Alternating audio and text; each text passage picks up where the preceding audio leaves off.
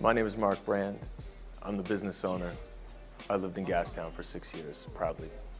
Another classic in the making. You can have it for the taking.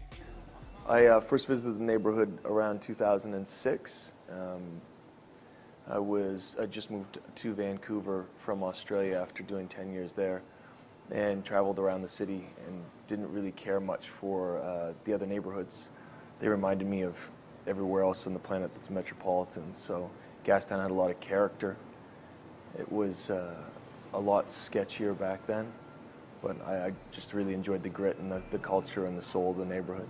I moved into Gastown in 2007 early, when we were about to open my first restaurant, Bonita, which is on the corner of Cordova and Carroll, and just fell in love with operating down here too, and the real community feel and working with the residents of the neighborhood versus trying to extricate them from here has been a real blessing.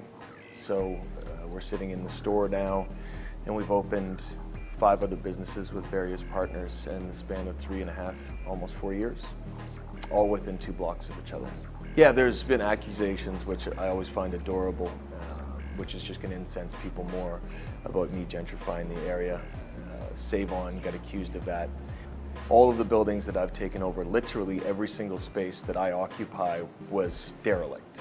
There was nobody in them. So for any block to be vibrant or any neighborhood to be vibrant, it has to be occupied.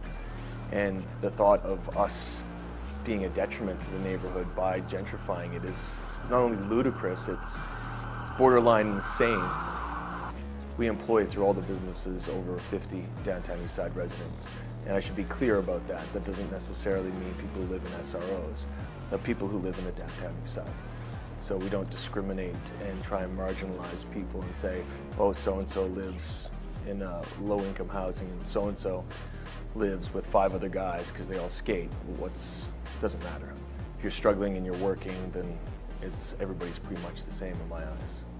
You know, everybody knows everybody. There's a lot of nods, and over years, some of the people who are a little harder to crack will then be like, hey, you're the guy that does that thing. And the recent opening of Save-On Meats has really polarized that. We opened our doors and the entire community came through immediately, like without any hesitation. My own ego led me to believe I'd have to do a lot of community outreach. Nobody gives a shit that I run it at all. And Save-On Meats, it's more important than me or any one piece. So the community's back and they're happy and they're barking about bacon prices and everything's awesome.